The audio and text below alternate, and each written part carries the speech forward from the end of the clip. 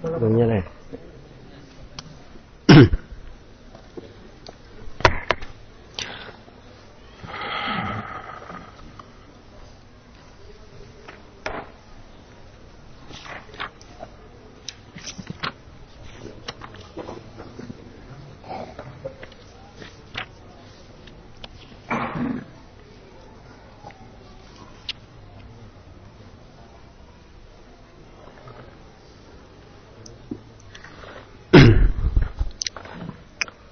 Bismillahirrahmanirrahim.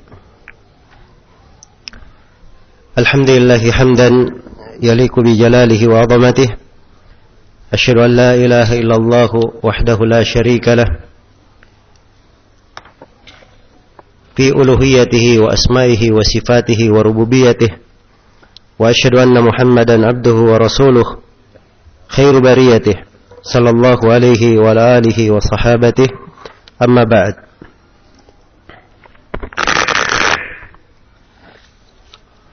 Sesi yang keempat dari pembahasan kita mengkaji kitab Syarhus Sunnah karya Al-Imam Al-Muzani rahimahullahu ta'ala.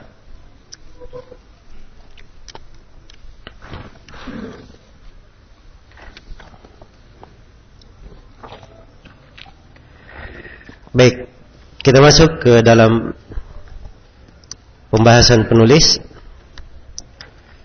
rahimahullahu ta'ala, bermula dari halaman 9. Ya, dan di sini beliau akan membahas sejumlah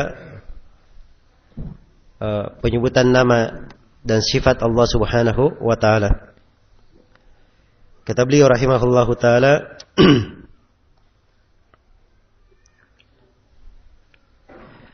الواحد الصمد الذي ليس له صاحبة ولا ولد جل عن المثيل فلا شبيه له ولا عديل السميع البصير العليم الخبير المنيع الرفيع.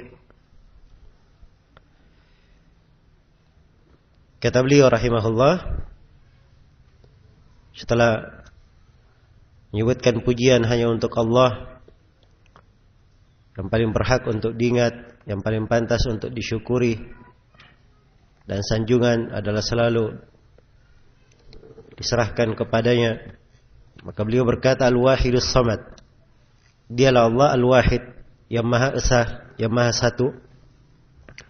As-Samad, lagi maha samad. Iya, lagi maha samad. Akan datang penafsiran dari As-Samad. Sini kita dekatkan dengan dua kalimat, tegak dengan sendirinya, sempurna dalam dzatnya. Alladzi laisa lahu sahibatun wala walad, yang tidak memiliki istri, tidak pula memiliki anak. Jalla anil mathil, maha agung untuk dikatakan bahwa ada yang semisal dengannya. Fala syabiha lahu wala adil, maka tidak ada yang serupa dengannya, juga tidak ada padanan terhadapnya. Tidak ada yang sepadan dengannya, maksudnya tidak ada yang sebanding, semisal dengannya. As-Sami'ul Basir, yang maha mendengar lagi maha melihat. Al-Alimul Khabir, yang maha berilmu lagi maha mengetahui. Al-Mani'ur Rafi', yang maha mani', yang maha kuat, maha perkasa, lagi maha tinggi. Iya, lagi maha tinggi. Sini penulis rahimahullah setelah memuji Allah dalam uraian yang telah kita bahas, kemudian beliau tetapkan sejumlah nama Allah Subhanahu wa ta'ala dan sifat-sifatnya, serta ada pengabaran pada nama Al-Mani dan Ar-Rafi yang disebut oleh penulis. Iya. Ini secara umum beliau mulai dan masuk menjelaskan bagaimana keyakinan itu, bahwa seorang muslim dan muslimah diwajibkan untuk menetapkan nama-nama dan sifat-sifat Allah Subhanahu wa taala. Iya. Allah Subhanahu wa taala menamakan dirinya dengan nama-nama. Menyebut dirinya dengan penamaan-penamaan. Allah berfirman, "Walillahil asmaul husna fad'uuhu biha." Dan hanya milik Allah nama-nama al-husna tersebut. Iya. Dan Allah Subhanahu wa taala terangkan sifat-sifatnya di dalam berbagai ayat. Dan Allah telah berfirman, "Walahul matsalul a'la." Dan baginya lah perumpamaan yang maha tinggi. Maka nama-nama Allah adalah al-husna, di atas puncak keindahan, yang terindah, terbaik dan terbagus. Dan sifat-sifatnya adalah sifat yang paling tinggi dan paling mulia. Sifat yang paling tinggi dan paling mulia. Iya. Di dalam pembahasan nama-nama dan sifat-sifat Allah, ada 3 kaidah dasar bagi seorang muslim dan muslimah di dalam memahaminya. Kaidah yang pertama adalah menetapkan seluruh nama dan sifat yang ditetapkan di dalam Al-Quran dan Sunnah Rasulullah Sallallahu Alaihi Wasallam. Iya, karena Allah yang paling tahu tentang dirinya. Apabila Allah menyebut nama untuk dirinya, sifat untuk dirinya di dalam Al-Quran, maka kita wajib untuk menyebutnya, menetapkannya sebagaimana yang ditetapkan oleh Allah Subhanahu wa taala di dalam Al-Quran. Dan Rasulullah sallallahu alaihi wasallam adalah makhluk yang paling mengetahui tentang Allah. Maka apa yang beliau kabarkan tentang Allah Subhanahu wa taala wajib untuk kita terima, wajib untuk kita tetapkan. Maka ini 2 sumber pengambilan di dalam nama-nama dan sifat-sifat Allah Subhanahu wa taala. Iya. Ini semuanya tauqifiyah, terbatas pada dalil. Tidak ada tempat ijtihad. Kewajiban kita adalah menetapkan nama-nama dan sifat-sifat yang ditetapkan di dalam Al-Quran dan Sunnah Rasulullah Sallallahu Alaihi Wasallam. Ini kaidah yang pertama. Kaidah yang kedua, ya, tidak boleh menyerupakan Allah Subhanahu wa taala dengan makhluknya. Tidak boleh menyerupakan Allah Subhanahu wa taala dengan makhluknya dalam nama-nama dan sifat-sifatnya. Iya. Dan Allah Subhanahu wa taala telah menjelaskan 2 kaidah ini sekaligus dalam sebuah ayat. Laisa kamitslihi syai'un wa huwa as-sami'ul basir. Dia tidak serupa dengan suatu apapun. Ini penafian. Untuk dikatakan ada yang sama dengannya, ada yang semisal dengannya. Tidak ada yang semisal dengannya, dan dialah Allah yang maha mendengar lagi maha melihat. Allah tetapkan untuk dirinya 2 nama yang agung, maha mendengar lagi maha melihat. Iya. Baik. Ini kaidah yang kedua. Kemudian kaidah yang ketiga, di dalam kaidah yang berkaitan dengan nama dan sifat, yang ketiga ini lebih spesifik di pembahasan sifat, harus diputus seluruh ketamakan, seluruh keingintahuan tentang sifat-sifat Allah Subhanahu wa taala. Iya. Tentang kaifiat sifat Allah Subhanahu wa taala. Karena Allah mengabarkan tentang namanya dan sifat-sifatnya dan tidak memberitahukan kepada kita kaifiatnya. Tidak memberitahukan kepada kita kaifiatnya. Maka seluruh ketamakan, seluruh keinginan untuk mengetahui bagaimana kaifiat sifat itu harus diputus. Ini kaidah dasar. Siapa yang membuka untuk dirinya keinginan tersebut, maka dia pasti masuk di dalam jurang penyimpangan. Iya. Baik. Dan sekali lagi saya tegaskan bahwa ini adalah bab yang sifatnya terbatas pada dalil. Terbatas pada dalil Al-Quran dan As-Sunnah. Dan ini pembahasan berkaitan dengan sifat-sifat Allah, nama-nama dan sifatnya. Ini dari perkara yang sifatnya berkaitan dengan sifat-sifat adalah perkara yang berkaitan dengan hal yang gaib. Ya, kita tidak pernah melihatnya, tidak mengetahuinya, tidak punya ilmu tentangnya. Maka seorang tidak boleh menanyakan apa-apa yang dia tidak ketahui, tidak punya ilmu tentangnya. Iya. Sesuatu itu bisa digambarkan, bisa dia fikirkan kalau sesuatu itu pernah dia lihat. Atau sesuatu itu pernah dia dengar. Iya, pernah dia dengarkan. Atau kalau dia tidak pernah lihat, dia tidak pernah mendengar, dia mendapat gambaran dari orang yang pernah melihatnya. Orang yang pernah mendengarnya. Ini kemungkinan yang kedua.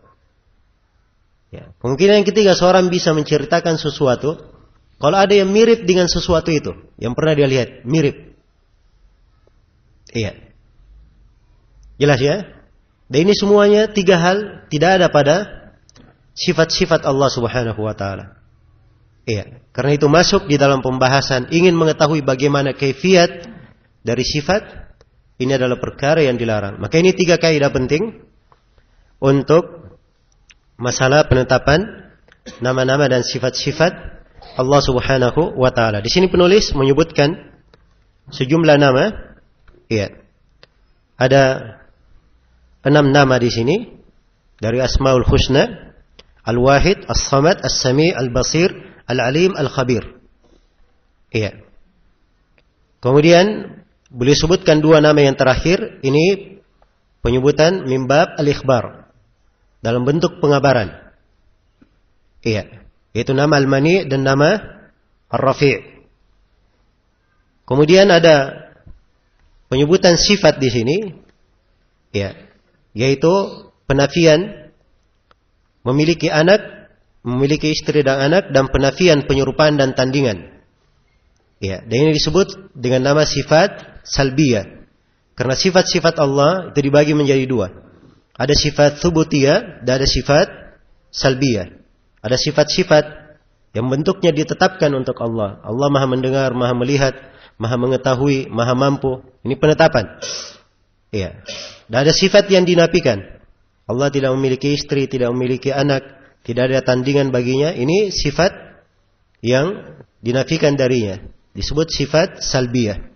Baik, jadi ini global pembahasan dari kalimat yang kita baca dari penulis tadi. Kita detailkan dari nama Al-Wahid. Iya. Kata beliau rahimahullahu ta'ala, Al-Wahid yang maha esa, yang maha satu. Iya. Baik. Saya memakai kalimat-kalimat, itu kalimat yang dimaklumi dalam kamus bahasa Indonesia. Ya. Sebab penerjemahannya, sebab kadang kalau dibahasakan dengan bahasa yang satu, yang bersendirian, ya kadang ada makna-makna lainnya. Dan yang dimaksud di sini dengan makna Al-Wahid adalah yang maha satu. Ya. Dan dia semakna dengan Al-Ahad. Dan ini 2 nama dari Asmaul Husna. Dua-duanya ada di dalam Al-Quran. Al-Wahid dan apa? Al-Ahad. Al-Wahid dan apa? Al-Ahad. Iya. Nama Al-Wahid di dalam Al-Quran disebut di 22 ayat. Nama Al-Wahid. Sedangkan nama Al-Ahad disebut dalam Al-Quran 1 kali saja. Ya, 1 kali saja. Di mana itu? Ya, di surah Al-Ikhlas ya. Baik. Jadi Al-Wahid itu bermakna ahad. Ya.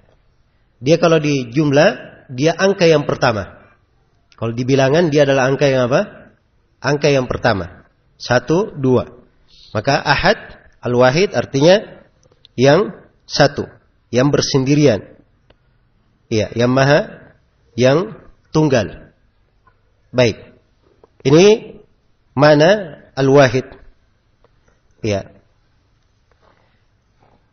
Dari sisi bahasa. Dan di dalam penyebutan atau di dalam uraian Asmaul Husna, ayat-ayat yang menguraikan tentang nama Al-Wahid dan Al-Ahad ditafsirkan oleh para ulama dengan penafsiran-penafsiran ya, yang menunjukkan bahwa Allah Subhanahu wa taala Maha Satu. Iya. Seperti misalnya Ibnu Jarir At-Tabari rahimahullahu taala ketika menafsirkan ayat wa ilahukum ilahu wahid, dan ilah kalian adalah ilah yang maha satu. Iya.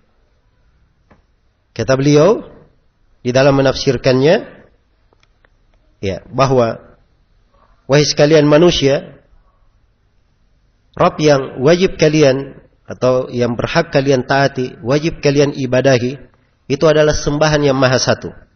Rabb yang maha satu. Fala ta'budu ghairahu wa la tusyriku ma'ahu siwa. Jangan kalian beribadah kepada selainnya dan jangan kalian mempersekutukannya dengan siapapun. Iya. Kemudian kata beliau, fa inna man tusyrikunahu ma'ahu fi ibadatikum iyyahu khalqun min khalqi ilahikum mithlukum atau mithlukum. Sungguhnya siapa saja yang kalian berbuat kesyirikan dengannya, dia itu adalah makhluk dari sesembahan kalian, makhluk dari Allah yang kalian ibadahi, sama dengan kalian makhluk juga. Iya. Wa ilahukum wahid la mithla lahu wa la nadhir. Dan yang kalian ibadahi hanyalah satu, tidak ada yang semisal dengannya dan tidak ada tandingannya. Tidak ada tandingannya. Baik. Maka ini yang disebut dengan makna al-wahid. Itu keterangan dari Ibnu Jarir rahimahullahu ta'ala. Kata Al-Khattabi, Al-Wahid adalah yang maha sendiri, yang terus menerus dia sendiri. Dan tidak pernah ada siapapun bersamanya. Iya. Yang maha satu. Nah. Baik, maka ini penafsiran-penafsirannya yang mendekatkan kepada kita, menunjukkan kepada kita makna dari nama yang mulia ini. Di antara penafsiran yang indah juga menafsirkan nama ini Al-Wahid Al-Ahad adalah penafsiran Asy-Syaikh Abdurrahman bin Nasir As-Sa'di rahimahullahu taala. Iya. Beliau tafsirkan di dalam tafsir beliau Taisir Al-Karimir Rahman, kata beliau Al-Wahid Al-Ahad wa huwa alladhi tawahhada bi jami'il kamalat bihaitsu la yusyarikuhu fiha musyarik. Dialah Allah yang maha sendiri dengan segala bentuk kesempurnaan. Tidak ada yang bersyirikat dengannya dari siapapun. Wa yajibu 'alal abidi tauhiduhu. Dan wajib atas segenap hamba untuk mentauhidkannya. Aqdan wa qaulan wa amalan. Mentauhidkannya dalam keyakinan, ucapan dan amalan. Bi an ya'tarifu bi kamalihil mutlaq wa tafarrudihi bil wahdaniyah, yaitu dengan cara mereka mengakui kesempurnaan Allah yang mutlak dan kesendirian Allah di dalam ketunggalan keesaan. Wa yufriduhu bi anwa'il ibadah, dan wajib mereka menyendirikan Allah di dalam segala bentuk ibadah. Iya. Maka ini makna dari nama yang agung ini, Al-Wahid Al-Ahad. Karena itu, ya, pengaruh dari nama ini itu tampak di dalam hukum-hukum dan syariat, tampak di dalam ketentuan-ketentuan Allah Subhanahu wa taala. Dialah Allah Subhanahu wa taala, ya, yang maha diibadahi, tidak ada syirikat baginya. Ya. Tidak ada syirikat baginya di dalam dzatnya, tidak di dalam perbuatannya, tidak di dalam sifat-sifatnya. Laisa kamitslihi syai'un wa huwas samiul basir. Iya. Laisa kamitslihi syai'un wa huwa as-sami'ul basir. Dan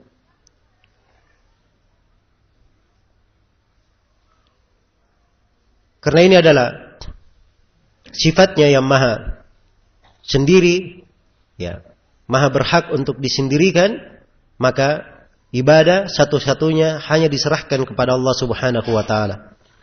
Tidak boleh diserahkan kepada siapapun dari selain Allah Subhanahu wa taala. Iya. Baik.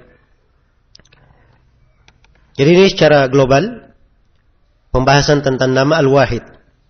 Kemudian yang kedua, pembahasan tentang nama As-Samad. Ya, Al-Wahid As-Samad. Yang Maha Wahid, yang Maha Satu, yang Maha Esa, lagi Maha Samad. Iya. Nama As-Samad ini disebut di dalam Al-Quran satu kali saja. Disebut dalam Al-Quran hanya sekali. Qul huwallahu ahad, Allahu As-Samad. Iya. Allah As-Samad. Dan As-Samad cara bahasa diartikan dengan beberapa arti. Ya, karena itu juga di dalam memaknakannya beraneka ragam ucapan para ulama di dalam memaknakannya. Ya, secara bahasa As-Samad adalah As-Sayyid Al-Muta' alladhi la yuqda dunahu amrun. Dia adalah Sayyid, pemimpin yang ditaati, yang tidak boleh ada perkara yang diputuskan tanpa pengetahuannya. Iya.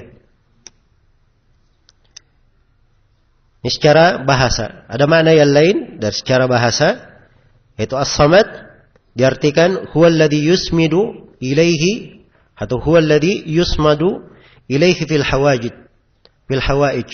Dialah yang dimaksudkan, yang dituju oleh makhluk pada segala keperluan.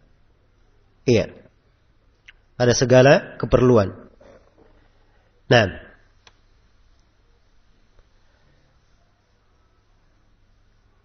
itu dalam penafsirannya.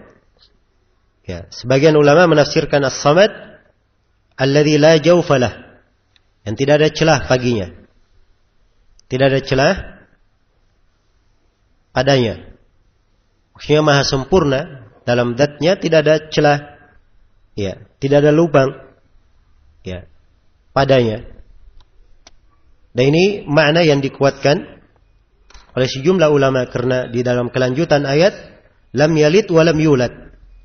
Ya, karena tidak ada celahnya, maka dia tidak melahirkan, tidak pula apa? Diperanakkan. Tidak beranak dan tidak diperanakkan. Iya. Dan ini sisi penafsiran sebagian dari as-salaf yang menafsirkan as-samad dengan makna tidak keluar darinya sesuatu apapun, karena dia tidak beranak dan tidak diperanakkan. Iya. Baik, dan di antara as-salaf, ya, ketika mereka mengatakan tidak ada celah baginya, karena Allah itu tidak makan dan tidak minum. Tidak makan dan tidak apa? Tidak minum. Iya. Kemudian di antara penafsiran juga, tafsirkan as-samad bahwa dia adalah as-sayyid alladhi qad intaha su'daduhu. Ya, pemimpin yang segala kepemimpinan itu sudah berakhir padanya. Sudah kembali kepadanya. Nah, dan ini ditafsirkan oleh sejumlah ulama, diterangkan oleh Ibnu Jarir dan selainnya. Iya. Diterangkan oleh Ibnu Jarir dan selainnya. Baik. Jadi kalau disimpulkan dari makna as-samad ini, ya, maka dia mengandung beberapa makna. Itu tadi saya dekatkan di terjemahan sempurna pada zatnya, karena Allah Subhanahu wa taala tidak beranak, tidak diperanakkan, tidak perlu kepada makan dan tidak perlu kepada minum, tidak ada celah ya padanya. Nah, dan as-samad diartikan bahwa dia adalah pemimpin yang segala kepemimpinan ada padanya. Seluruh makhluk menggantungkan keperluannya, apa yang mereka inginkan semuanya dia cari bergantung kepada Allah Subhanahu wa taala. Baik.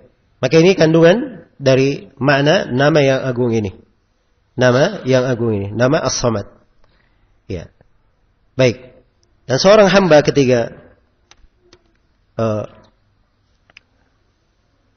menyebut nama ini, dia memahami arti dari nama As-Samad, maka akan bertambah pada dirinya keimanan akan kebesaran Rabb-Nya dan keagungannya serta kesempurnaannya. Sebab terdapat di dalam nama ini sifat-sifat yang agung bagi Allah Subhanahu wa taala. Iya. Karena itu disebut dari Ibnu Abbas rahimahullahu taala atau radhiyallahu anhu. Ibnu Abbas menafsirkan As-Samad bahwa As-Samad adalah yang sempurna di dalam kepemimpinannya, yang mulia, yang sempurna di dalam kemuliaannya, yang paling agung, yang sempurna di dalam keagungannya, yang paling bersabar atau yang paling bijaksana, yang sempurna dalam kebijaksanaannya, yang paling kaya, yang sempurna di dalam kekayaannya, paling berkuasa, sempurna di dalam kekuasaannya, paling mengerti, paling mengilmui, sempurna dalam keilmuannya, paling bijaksana, sempurna di dalam kebijaksanaannya. Ya, dan dialah yang telah sempurna di dalam segala bentuk kemuliaan dan kepemimpinan. Jelas ya? Perhatikan bagaimana Ibnu Abbas menafsirkan As-Samad dengan penafsiran yang indah seperti itu karena kandungan dan keagungan dari nama ini yang sangat indah. Iya. Demikian pula di antara ulama yang mengatakan bahwa As-Samad adalah yang maha kekal. Ya, tidak pernah sirna. Karena Allah Subhanahu wa taala adalah kepadanya lah seluruh makhluk itu bergantung. Dan Allah Subhanahu wa taala maha sempurna di dalam dzatnya. Iya. Maka ini dari sifat-sifat yang agung bagi Allah Subhanahu wa taala. Baik, ini tentang As-Samad. Dan telah saya tegaskan tadi bahwa di antara ulama yang menafsirkan As-Samad bermakna yang tidak melahirkan, tidak beranak dan tidak diperanakkan. Iya. Dan ini pendapat yang kuat ya, sebab dia di kelanjutan ayat dan mengandung penafsiran untuk kata atau untuk nama As-Samad. Kemudian penulis rahimahullahu taala berkata, "Alladzi laisa lahu sahibatun wala walad." Ya Allah Subhanahu wa taala tidak memiliki sahibah. Ya, tidak memiliki istri wala walad. Ya, dan tidak pula memiliki apa? Anak. Nah, dan ini diterangkan dalam sejumlah ayat. Ya, di antaranya di surah Al-Ikhlas, lam yalid wa lam yulad wa lam yakul lahu kufuwan ahad. Tidak beranak dan tidak diperanakkan dan tidak ada siapapun yang semisal dengannya. Iya. Dan di ayat yang lain Allah Subhanahu wa taala berfirman, "Badi'us samawati wal ard, anna yakunu lahu waladun wa lam takul lahu sahibah. Wa khalaqa kulla syai'in wa huwa bikulli syai'in alim." Allah adalah yang mengadakan langit dan bumi tanpa ada contoh sebelumnya. Ya, bagaimana mungkin dia memiliki anak sedangkan dia tidak memiliki istri? Ya, dan Allah menciptakan segala sesuatu. Dan Allah Maha mampu atas segala sesuatu itu. Iya. Baik.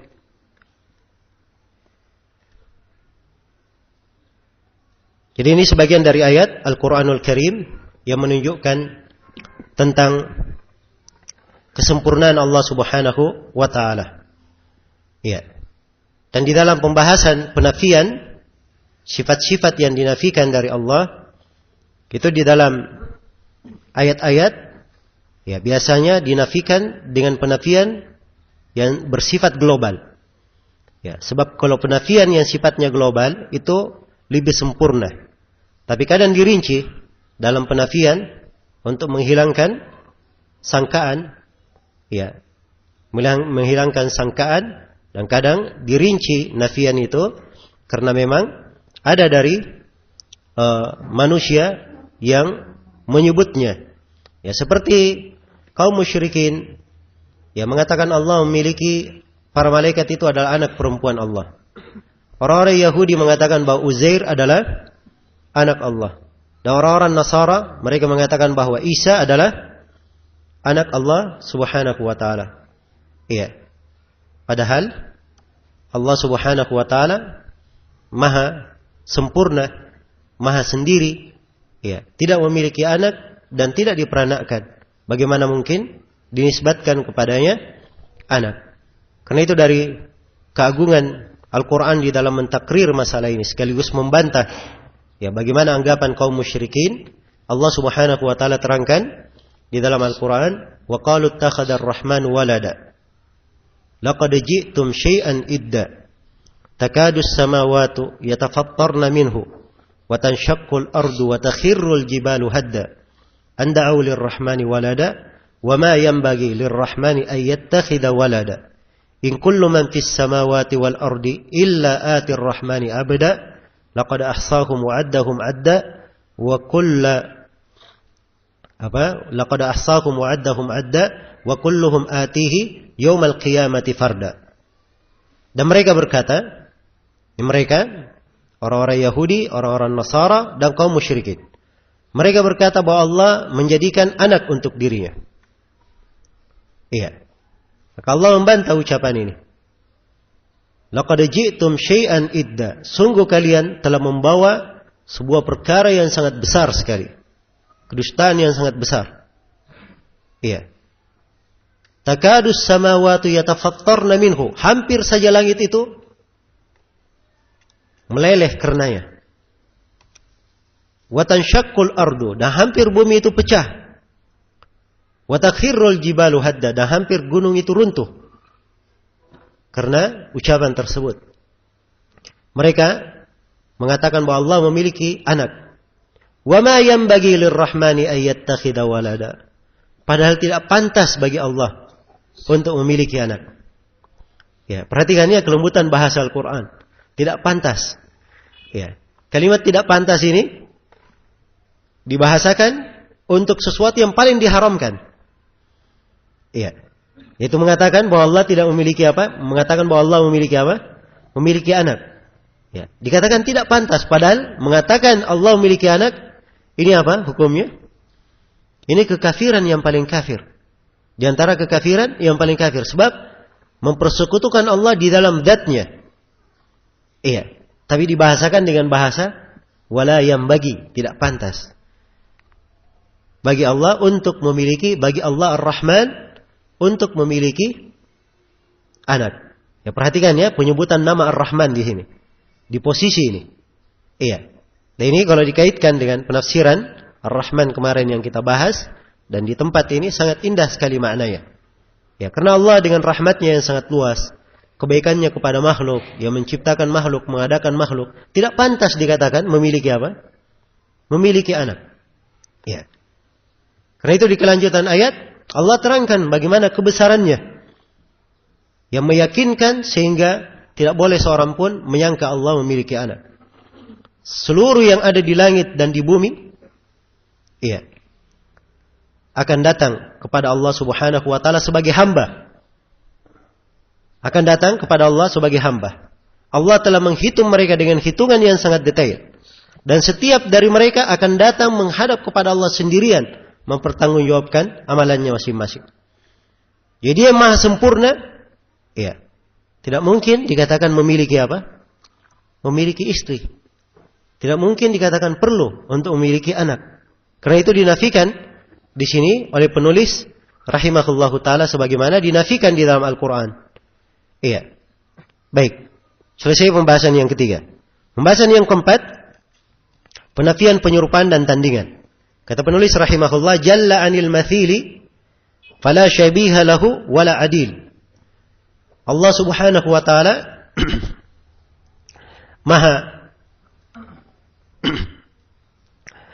maha agung, ya, maha jalil untuk dikatakan memiliki mathil, memiliki permisalan atau ada yang semisal dengannya. Iya. Dan yang telah kita bacakan ayatnya, laisa kamitslihi syai'un wa huwa as-sami'ul basir. Allah tidak serupa dengan sesuatu apapun, dan dialah Allah yang maha mendengar lagi maha melihat. Tidak ada yang serupa dengannya. Iya. Fala syabiha lahu wala adil. Tidak ada yang syabih, ya, tidak ada yang menyerupainya, wala adil, dan tidak ada yang sepadan, sebanding dengannya. Nah, Di ayat yang lain Allah Subhanahu wa taala berfirman, "Hal ta'lamu lahu samia?" Ini datang dalam bentuk pertanyaan pengingkaran. Apakah engkau mengetahui ada yang sebanding dengan Allah? Ada yang semisal dengan Allah? Ya. Ini pertanyaan sifatnya apa? Pengingkaran. Penafian yang sangat keras. Bahwa tidak ada yang semisal, sebanding dengan Allah Subhanahu wa ta'ala. Iya. Dan ini kaidah umum. Iya. Kaidah umum di dalam menafikan segala bentuk kekurangan dari Allah Subhanahu wa ta'ala. Menafikan segala bentuk penyerupaan, kemiripan dan kesamaan dengan Allah Subhanahu wa ta'ala. Iya. Perhatikan ya, bagaimana penulis menguraikan makna al-wahid, as-samad, lalu beliau gandengkan dengan penyebutan tidak ada istri baginya, tidak ada anak, ya. Tidak ada yang semisal dengannya, tidak ada yang serupa dan tidak ada yang sepadan dengannya. Ini semuanya penegasan-penegasan untuk makna nama al-wahid as-samad, yang maha satu lagi maha apa? Maha as-samad. Baik, selesai pembahasan yang keempat. Kemudian yang kelima, ya, tafsir nama as-sami'. Penulis berkata as-sami', yang maha mendengar. Ya, beliau sebut di sini nama yang lain dari Asmaul Husna, yaitu nama as-sami'. Ya, dan nama as-sami' ini disebut di dalam Al-Quran sebanyak 45 kali. Disebut di dalam Al-Quran sebanyak 45 kali. Iya. As-sami' dimaklumi maknanya secara bahasa, yang mendengar. Iya. Tapi dalam bahasa Arab kalau dikatakan sami' itu sigha mubalaghah, menunjukkan makna lebih. Ya, dia maha mendengar, banyak mendengarkan. Iya. Itu dari mana? Secara bahasa. Ya, dan sifat ketika Allah Subhanahu wa taala dinamakan dengan nama As-Sami', ya. Sebagaimana umumnya nama-nama Allah Subhanahu wa taala, setiap nama itu pasti terkandung di dalamnya penyebutan sifat. Jadi setiap nama pasti ada apa? Penyebutan sifat di dalamnya. Ya. Dan dari setiap nama itu pasti ada konsekuensi dari nama tersebut. Jelas ya? Jadi kalau Allah maha mendengar, namanya yang maha mendengar, maka pasti memiliki sifat apa? Pendengaran. Kalau Allah maha mendengar, konsekuensinya berarti Allah maha mengetahui, ya, segala yang diucapkan oleh hamba. Dan Allah Subhanahu wa taala tidak akan luput darinya apa saja yang terjadi di tengah makhluk. Ini diantara apa? Diantara konsekuensi dari sifat tersebut. Dan inilah keagungan, ya, dan kebesaran ilmu tentang Asmaul Husna ini. Ya. Sebab seorang ketika memahaminya, dia paham kandungannya, maka akan tertanam di dalam dirinya, ya, pengagungan dan pembesaran kepada Rabb-Nya. Pengagungan dan pembesaran kepada Rabb-Nya. Dan inilah yang membawa untuknya berbagai jenjang kebaikan dan selalu menambah keimanannya dan keyakinannya kepada Allah Subhanahu wa taala. Iya. Baik. As-Sami' Ibnu Jarir mengatakan As-Sami' yang maha mendengar, yaitu yang maha mendengar apa saja yang diucapkan oleh makhluk. Kata Ibnu Katsir, As-Sami' li aqwali ibadihi, yang maha mendengar segala ucapan hamba-hambanya. Segala ucapan hamba-hambanya. Iya. As-Sami' ditafsirkan oleh Al-Khattabi, ya, bahwa dia yang mendengar segala yang rahasia, yang tersembunyi, ya sama saja di sisinya apa yang dikeraskan, apa yang disembunyikan, apa yang diucapkan, apa yang didiamkan, semuanya diketahui oleh Allah Subhanahu wa taala. Iya. Baik. Ini diantara makna As-Sami'. Tapi perlu diketahui bahwa kata As-Sama' itu kadang diartikan bermakna al-qabul wal ijabah. Allah kalau dikatakan Sami' mendengarkan, ya, maka itu artinya menerimanya dan memberikan ijabah. Memberikan ijabah, pengabulan terhadapnya. Iya, pengabulan terhadapnya. Dan dari sini ucapan yang dibaca oleh orang yang salat Ketika dia bangkit dari ruku, dia berkata apa? Sami Allahu liman hamidah. Allah Maha mendengar siapa yang memujinya. Sami' di sini artinya Allah mengabulkan, memberikan ijabah kepada siapa yang mengabulkannya. Iya. Karena itu kata Ibnul Qayyim rahimahullahu taala, ya. Perbuatan Allah mendengar itu punya 4 makna. Diinginkan dengannya 4 makna. Yang pertama, pendengaran bermakna mendengarkan suara-suara. Ya, pendengaran yang bermakna idrak, menangkap dan mendengar ya, apa yang terkait dengannya dari suara. Nah, seperti firman Allah, qad sami'a Allahu qaulal lati tujadiluka fi zawjiha.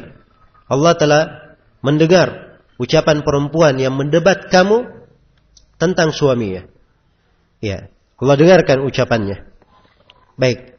Kemudian yang kedua, as-sama' itu bermakna dari maknanya adalah sam'u fahmin wa aklin. Dan apa yang berkaitan dengan ma'ani, yaitu didengar bermakna dipahami dan bisa ditangkap. Iya. Dan ini seperti firman Allah Subhanahu wa taala, la taqulu ra'ina wa qulu unzurna wasma'u. Ya, jangan kalian berkata ra'ina. Dilarang ya berkata ra'ina dari sisi penggunaan ya lafaz. Tapi hendaknya dia berkata unzurna, berilah waktu untuk kami, ya, wasma'u, dan dengarlah kalian. Maksudnya dengarkanlah, pahamilah. Ya, pahamilah. Cermati dengan seksama. Kemudian yang ketiga dari mana as-sama' ya, adalah kata Ibnul Qayyim adalah sam'u ijabah wa ita'. Sama' bermakna mengabulkan dan memberikan. Mengabulkan dan apa? Memberikan. Dan ini seperti yang saya sebutkan tadi, ucapan dalam salat sami Allahu liman hamidah. Dan yang keempat, as-sama' bermakna sama' qabul wa inqiyad. Ya, mendengar bermakna menerima dan apa? Terikat. Ya. Menerima dan terikat. Nah, Allah sifatkan orang-orang Yahudi samma'una lil kadhib. Mereka mendengar apa namanya? Hal-hal yang dusta. Jadi pendengaran di sini karena mereka menerima hal tersebut, kedustaan tersebut dan tunduk terhadapnya. Tunduk terhadapnya. Nah, baik. Iya. Kata Ibnul Qayyim rahimahullah di dalam menafsirkan nama ini, wa huwa as-sami'u yara wa yasma'u kullama fil kauni min sirrin wa min i'lani wa likulli sautin minhu sam'un hadirun fas-sirr wal i'lanu mustawiyani wa sam'u minhu wasi'ul aswati la yakhfa alaihi ba'iduha wad-dani. Iya. Kata Ibnul Qayyim, dialah Allah as-sami' yang maha mendengar. Ia melihat dan mendengarkan segala apa yang ada di alam ini, yang rahasia maupun terang-terangan. Iya. Setiap suara di sisi setiap suara yang muncul darinya itu adalah pendengaran yang hadir. Ya, maksudnya langsung tertangkap. Ya, didengarkan. Apa yang rahasia dan terang-terangan semuanya sama di sisi Allah. Ya, pendengarannya maha luas kepada seluruh suara. Tidak ada yang tersembunyi bagi Allah. Ya, yang jauh maupun yang dekat. Semuanya didengarkan oleh Allah Subhanahu wa taala. Iya. Dan nama ini setelah kita mengetahui maknanya, iya. Mengetahui arti dari nama As-Sami' ini, apalagi dia disebutkan dalam Al-Qur'an di banyak tempat. Ya. Disebutkan dalam Al-Qur'an di banyak tempat. Maka ini memberikan pengaruh-pengaruh keimanan di dalam diri seorang hamba. Yang pertama, dia menetapkan bahwa Allah memiliki sifat maha mendengar. Iya. Dia memiliki sifat yang maha mendengar. Iya. Kemudian yang kedua, kalau seorang telah menetapkan bahwa Allah memiliki sifat maha mendengar, maka dia juga wajib meyakini bahwa pendengaran Allah tidak sama dengan pendengaran makhluk. Iya. Tidak sama dengan pendengaran makhluk. Kemudian dari penamaan As-Sami' ini, ya, terdapat di dalamnya, ya, keimanan pada seorang hamba bahwa apapun yang dia ucapkan, apapun yang dia katakan, walaupun itu ucapan di dalam hati, Allah Subhanahu wa taala Maha mendengarnya. Iya. Maha mendengarnya. Maka mereka yang berharap berdoa tidak perlu khawatir. Allah mendengarkan doanya. Mendengarkan apa yang dia harapkan. Demikian pula yang mengucapkan sesuatu dari kemaksiatan, dari kebatilan, ya hendaknya dia memiliki rasa takut. Karena Allah Subhanahu wa taala Maha mendengar apa yang diucapkan oleh hamba. Dan ini memberikan pengaruh yang sangat indah pada seorang yang memahami nama yang agung ini. Baik. Kemudian dari nama yang disebut oleh penulis, dan ini pembahasan yang ke-6, nama Al-Basir. Ya. Nama Al-Basir yang Maha mendengar, yang Maha melihat. Yang Maha melihat. Al-Basir ini maknanya dimaklumi. Iya. Itu sifat melihat. Sifat melihat. Ya, lawan dari apa? Tidak melihat. Lawan dari buta. Baik. Al-Basir yang Maha melihat. Dan ini nama disebutkan di dalam Al-Quran 42 kali. Iya. Di antaranya adalah firman Allah Subhanahu wa taala, "Wallahu basirun bil ibad." Allah Maha melihat hamba-hambanya. "Wattaqullaha wa'lamu annallaha bima ta'maluna basir." Bertakwalah kalian dan ketahuilah sungguhnya Allah Subhanahu wa taala Maha mengetahui apa yang, Maha melihat apa yang kalian lakukan. Iya. Dalam menafsirkan nama ini, kata Ibnu Jarir rahimahullah, ketika menafsirkan ayat wallahu basirun bima ya'malun, dan Allah Maha melihat apa yang mereka lakukan, kata beliau, dan Allah Maha melihat apa yang mereka kerjakan. Tidak ada yang luput darinya sesuatu apapun dari amalan mereka. Bahkan Allah Subhanahu wa taala meliputi segala perbuatan mereka. Iya. Menjaganya dan mengingatnya. Menjaganya dan mengingatkannya. Mengingatnya. Ya, dan akan memberikan balasan terhadap perbuatan mereka. Iya. Baik. Dan Ibnu Katsir rahimahullah ketika menafsirkan ayat wallahu basirun bil ibad, kata beliau, dialah Allah yang Maha mengetahui siapa yang berhak mendapat hidayah dan siapa yang berhak mendapat kesesatan. Ya. Dia tidak ditanya apa yang dia lakukan, tapi mereka adalah makhluk yang ditanya apa yang mereka lakukan.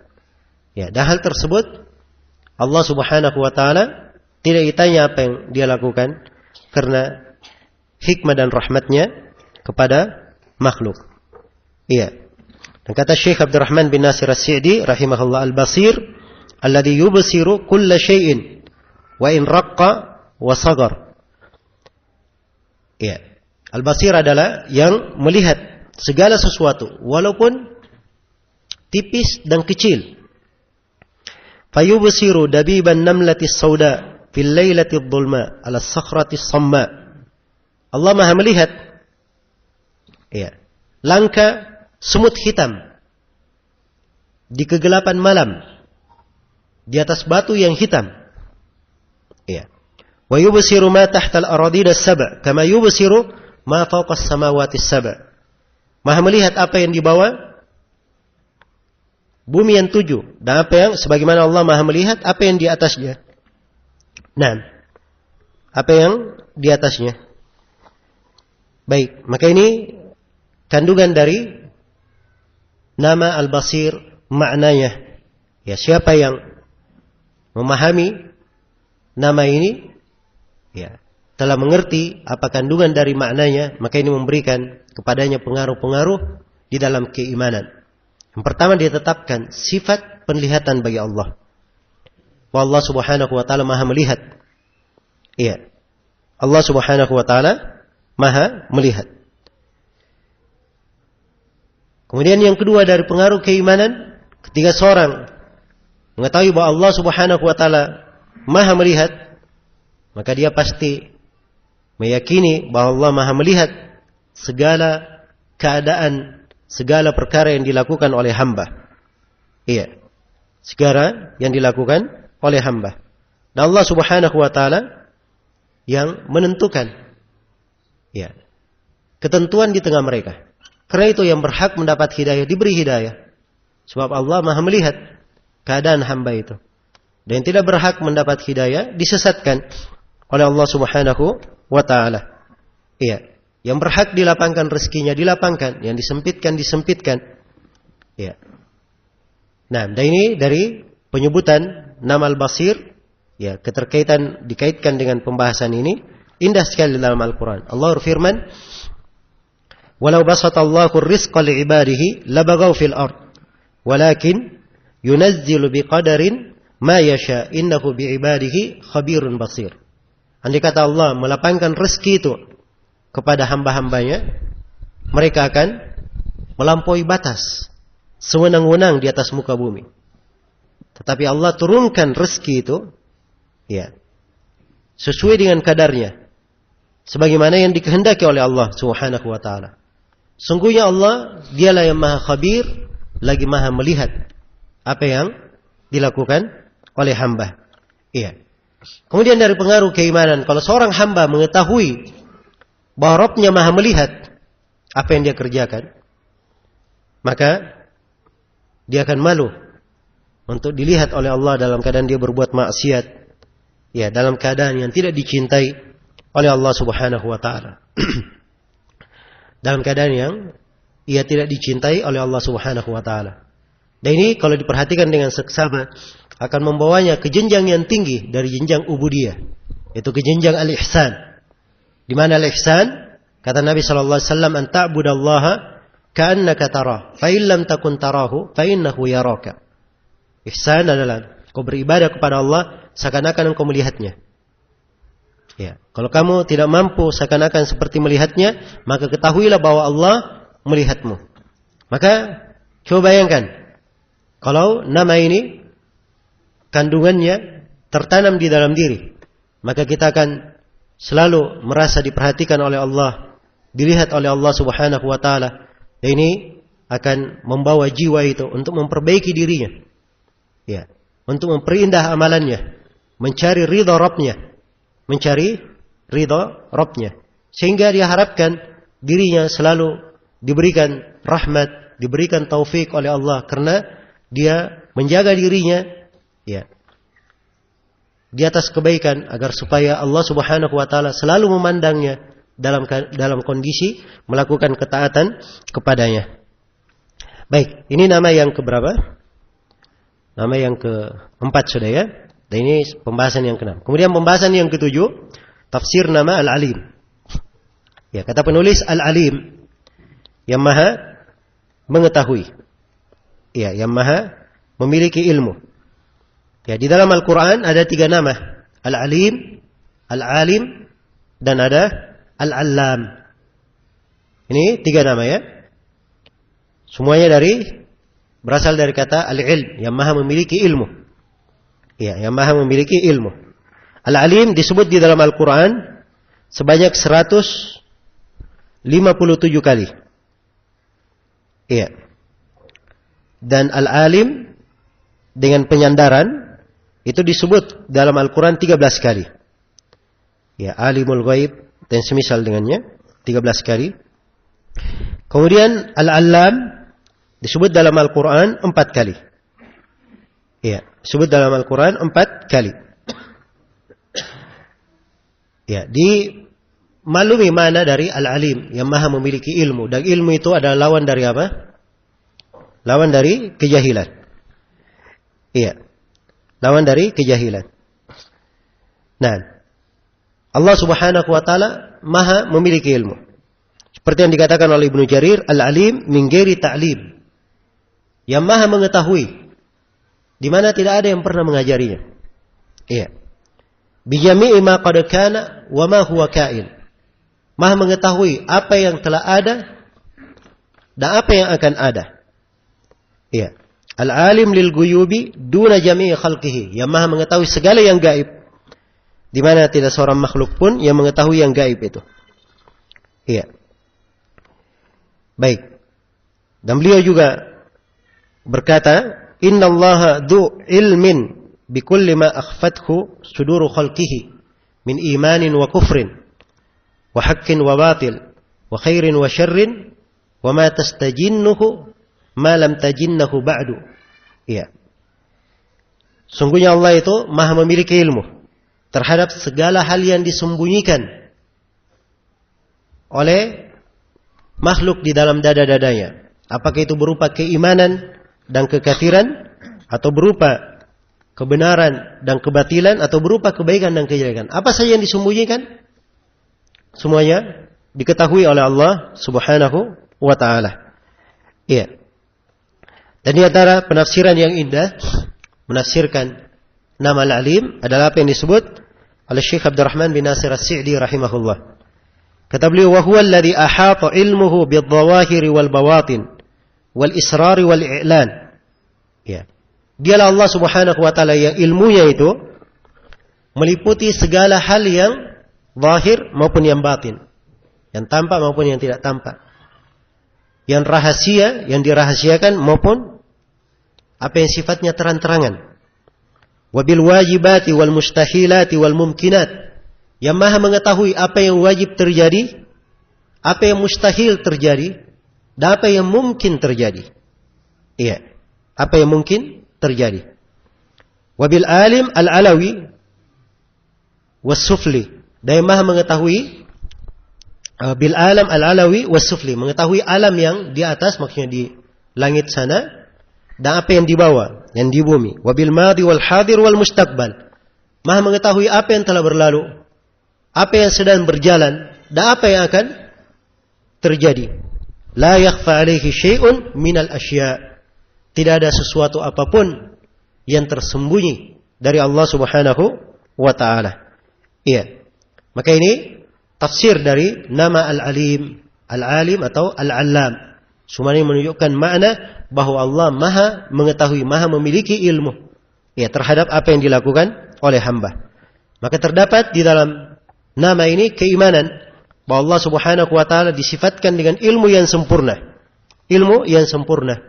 Tidak ada yang menyerupainya dari makhluk. Rabbana wasi'ta kulla syai'in rahmatan wa ilma. Wahai Rabb kami, sungguhnya rahmat dan ilmumu meliputi segala sesuatu. Dan Allah Subhanahu wa ta'ala berfirman, wa anna Allah qad ahata bi kulli syai'in ilma. Dan sesungguhnya ilmu Allah Subhanahu wa ta'ala telah meliputi segala sesuatu. Baik. Akan datang lagi nanti insyaallah pembahasan tentang ilmu ini di uraian pembahasan takdir nanti. Kita akan terangkan yang berkaitan dengan luasnya ilmu Allah Subhanahu wa taala di pembahasan takdir nanti. Ya, di sini dibawakan oleh penulis rahimahullahu taala nama ini karena memang ini beliau pilih ya nama-nama yang ada kaitannya dengan pembahasan yang beliau akan uraikan. Baik. Nah,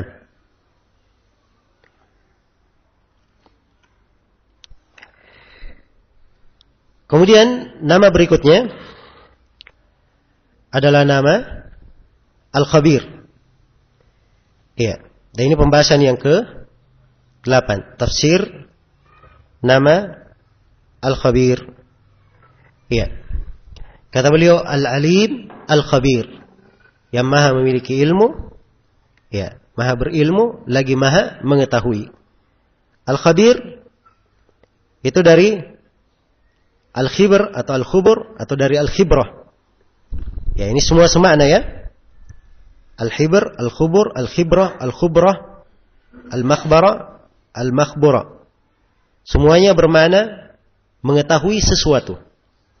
Mengetahui sesuatu. Iya. Tapi menurut Al-Kisai rahimahullahu taala bahwa Al-Khabir ini adalah dia mengetahui sesuatu, ya, yang betul-betul mendalaminya dengan ilmunya. Nah, mendalaminya dengan ilmunya. Iya. Dan di dalam bahasa juga dikatakan Al-Khabir, ya, dia memiliki khibrah, artinya dia punya banyak pengalaman dan sudah banyak, ya, pengetahuan di dalam hal tersebut. Ya, ini penggunaan-penggunaan secara bahasa. Iya. Karena itu di dalam menafsirkannya, ya, para ulama rahimahumullahu taala, ya, menyebutkan bahwa makna al-khabir itu lebih dalam daripada makna apa? Makna al-alim. Iya. Al-khabir dia mengetahui sampai hal-hal yang rahasia, yang detail pada sesuatu. Iya. Mengetahui apa hakikatnya. Apa hakikatnya? Karena dia memiliki khibrah di dalam hal tersebut. Iya. Baik. Kata Syekh Abdurrahman bin Nasir As-Sa'di, ya. Baik, sudah kita terangkan ya dari Al-Alim tadi.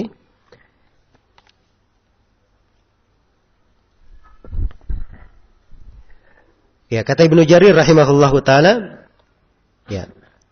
Al-khabir bi umurihim alladzi la yakhfa 'alaihi syai'. Yang maha khabir terhadap segala perkara mereka, tidak ada yang tersembunyi darinya sedikit pun.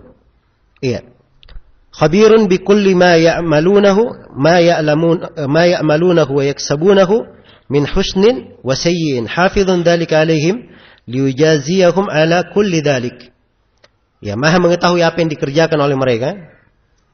Ya, yang baik maupun yang buruk, yang menjaga hal tersebut untuk memberikan, memelihara, mencatat hal tersebut untuk diberikan balasan terhadap mereka. Iya. Dan Al-Khattabi rahimahullahu taala ya, menyebut di antara mana al-khabir adalah ya, dia mengetahui segala yang rumit maupun yang detail di dalam hal tersebut. Ya. Apa yang ditampakkan, ya, apa yang nampak baginya, itu semuanya masuk di dalam makna apa? Al-khabir. Iya. Karena itu dibedakan ya dengan apa namanya? Beberapa kalimat yang lain. Iya. Jadi ini diantara makna-makna yang dari sini seorang hamba yang telah mengetahui dari keagungan nama ini, ya, ada mirip dengan nama Al-Alim, tetapi terdapat di dalamnya makna lebih mendalam. Ya, Al-Khabir Al-Alim biwawatinil umur wa khafiyatiha. Dia mengetahui apa yang ada di dalam batin perkara itu, apa yang tersembunyi. Apa yang tersembunyi di dalamnya.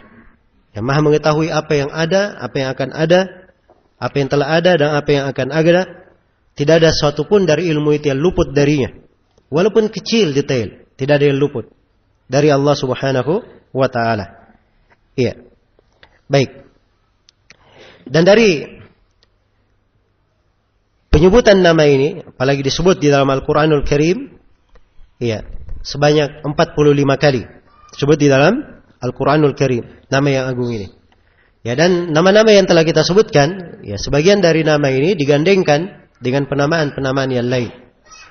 Dan memang di dalam ilmu berkaitan dengan Asmaul Husna, dimaklumi bahwa nama itu, Asmaul Husna itu, kalau pada dirinya sendiri itu punya makna. Kalau digandengkan dengan nama yang lainnya, maka ada makna yang lainnya. Ya. Makna yang lainnya. Kalau saya dekatkan dengan bahasa Syekh Shalih Al-Fauzan, kalau dia disebut dengan nama itu sendiri sudah memiliki cahaya yang terang. Kalau digandengkan dengan nama yang lain, maka cahaya di atas cahaya. Cahaya di atas cahaya. Iya. Ada kandungan makna yang lainnya. Dan inilah dari keindahan Asmaul Husna. Siapa yang masuk di dalam mempelajarinya, ya, di dalam melihat makna-maknanya, maka dia akan mendapatkan suatu hal yang sangat menakjubkan sekali. Dan ini seperti yang dikatakan oleh Ibnu Al-Qayyim rahimahullah, ini adalah ilmu yang paling bermanfaat. Bahkan itu adalah ilmu yang paling agungnya dan paling bagusnya. Iya. Baik. Kemudian kata beliau rahimahullahu taala, Al-Mani' Ar-Rafi'. Ini tafsir makna al-mani'. Iya. Al-mani'. Nah, al-mani' di syarah Syekh Zaid hafizahullahu taala, ketika kita belajar buku ini kepada beliau menerangkan bahwa al-mani' maknanya al-qawi, al-ghani, al-qadir, wal-qahir, wal-ghalib. Yang maha kuat, yang maha cukup, yang maha mampu, maha berkuasa, dan Maha menaklukkan. Ini semuanya masuk di dalam makna apa? Al-Mani'. Ya, dari sisi itsbat sebagai nama, ya, tidak ada dalil dari Al-Qur'an untuk nama ini, Al-Mani', ya. Dengan nama ini. Tetapi kandungan dari nama adalah hal yang dimaklumi. Hal yang dimaklumi. Iya. Ada di nama Al-Qawi, ada di nama Al-Aziz, ada di nama Al-Ghalib dan selainnya dari nama-nama yang lainnya. Dan ini kadang dibahasakan oleh para ulama, ya, bukan artinya mereka menetapkan nama, tapi ini bentuk pengabaran namanya. Bentuk apa? Pengabaran. Karena memang di dalam nama dan sifat ada 3 bab. Iya. Ada 3 apa? Ada 3 bab di dalam nama-nama dan sifat. Bab yang pertama adalah bab penamaan, nama-nama. Iya. Dan bab yang kedua adalah bab apa? Pensifatan. Ya. Dan bab yang ketiga adalah bab pengabaran. Ini 3 bab. Ya, penamaan, pensifatan dan apa? Pengabaran. Kalau dia adalah nama, pasti terkandung di dalamnya apa? Terkandung di dalamnya sifat. Kalau dia adalah sifat, belum tentu bisa dibuat nama darinya. Jelas ya? Belum tentu dibuat nama darinya, hanya disifatkan tapi tidak dinamakan. Kalau pengabaran ini lebih luasnya. Iya, lebih luasnya. Kadang dikabarkan. Dan ini dibolehkan. Iya, dibolehkan pada hal-hal yang jelas. Hal-hal yang sifatnya apa? Sifatnya jelas. Ya, tapi dalam pintu pengabaran ini diikat dengan ketentuan-ketentuan. Tidak boleh ada makna yang batil. Ya. Kemudian sebaiknya ketika dia mengabarkan itu di atas lafaz-lafaz yang dipakai oleh as-salaf. Supaya dia jangan terlalu banyak mengabarkan sesuatu dengan bahasanya sendiri sehingga kadang akan menjatuhkannya ke dalam apa? Kekeliruan. Iya, ini bab al-ikhbar. Dan di sini penulis rahimahullahu taala masuk di dari bab ini. Al-Mani', ya, ini itu makna al-Mani'. Kemudian ar-Rafi' adalah yang maha tinggi. Ini ada nama yang lain berkaitan dengan ar-Rafi', ya. Ada nama yang lebih jelas dalam Al-Quran, yaitu nama Al-Ali, Al-A'la, ya, Al-Muta'ali, yang maha tinggi, ya. Dan ini akan dibahas nanti oleh penulis di penjelasan sifat ketinggian Allah Subhanahu wa taala. Baik, sekira selesai pembahasan ini, 10 pembahasan dari uraian penulis rahimahullahu taala. Kemudian penulis rahimahullah berpindah menjelaskan sifat ketinggian dan sifat kedekatan Allah Subhanahu wa taala. Iya. Kata beliau, alin ala arsyihi fi majdihi bidatihi wa huwa danin bi ilmihi min khalqihi. Iya. Kata beliau, alin ala arsyihi, yang maha tinggi di atas arsy-Nya. Maha tinggi di atas arsy-Nya. Bi majdihi bidatihi, dengan keagungannya. Iya. Bidatihi, pada keagungannya dengan zatnya. Itu kalau kita terjemah harfiah, ya. Kalau diterjemahkan cara bersama, seperti yang disebut di buku, maha tinggi dengan zatnya di atas arsy-Nya dengan keagungannya. Wa huwa danin bi ilmihi min khalqihi, dan dia maha dekat dari makhluknya dengan ilmunya. Dengan ilmunya. Ya. Ini pembahasan yang pertama dibuka oleh penulis rahimahullah. Masalah sifat ketinggian Allah Subhanahu wa taala dan kedekatan Allah dari makhluk. Sebab ini termasuk pembahasan-pembahasan yang banyak manusia menyimpang di masa itu. Iya. Penyimpangan di dalam menafsirkan sifat ketinggian Allah, ini banyak manusia yang menyimpang. Iya. Dan ada perseteruan yang panjang antara ahli sunnah dan kelompok Jahmiyah di dalam hal tersebut. Karena itu banyak dari penulis-penulis as-salaf yang terdahulu seperti penulis di sini, mereka mengangkat masalah-masalah ini. Sebab ini permasalahan perlu dijelaskan dan diterangkan kepada umat. Ya, maka di dalam uraian penulis di sini ada 7 pembahasan. Pembahasan yang pertama adalah penetapan sifat al-ulu. Penetapan sifat al-ulu. Sifat ketinggian Allah Subhanahu wa taala. Iya. Allah Subhanahu wa taala disifatkan dengan sifat maha tinggi. Maha tinggi. Iya. Karena itu dari Asmaul Husna nama Al-Ali yang maha tinggi, dan nama Al-A'la, dan nama Al-Muta'al. Al-Muta'al. Semuanya dari mana Al-Ulu yang bermana apa? Bermana maha tinggi. Iya. Yang bermana maha tinggi. Baik. Dalil-dalil akan ketinggian Allah itu sangat banyak sekali. Diuraikan dari berapa puluh sisi pun mungkin untuk diuraikan. Tapi Syekhul Islam Ibnu Taimiyah dalam sebagian buku beliau terangkan bahwa dalil akan ketinggian Allah itu jumlahnya ribuan. Jumlahnya apa? Ribuan. Baik, di antara dalil dari Al-Quran, saya uraikan sebagiannya. Allah Subhanahu wa ta'ala sifatkan tentang malaikat, yakhafuna rabbahum min fawqihim wa yaf'aluna ma yu'marun. Mereka takut dari Rabb mereka di atas mereka, dan mereka mengerjakan apa yang diperintah. Berarti Allah di mana? Di atas mereka. Ini para malaikat ya. Ya, sudah di atas langit dan Allah di atas mereka. Nah, sisi yang pertama. Sisi yang kedua dari ayat Al-Quran juga, Allah Subhanahu wa ta'ala menjelaskan bahwa malaikat itu naik kepadanya. Ta'ruju ilaihil malaika. Ta'rujul malaika. Ya, malaikat itu naik kepadanya. Ya, sisi yang kedua. Sisi yang ketiga, di dalam Al-Quran juga diterangkan bahwa kalimat yang baik itu naiknya kepada Allah. Ilaihi yas'udul kalimut tayyib wal amalus salihu yarfa'u. Iya, kepadanya lah kalimat yang tayyib itu baik, dan amalan salih mengangkatnya.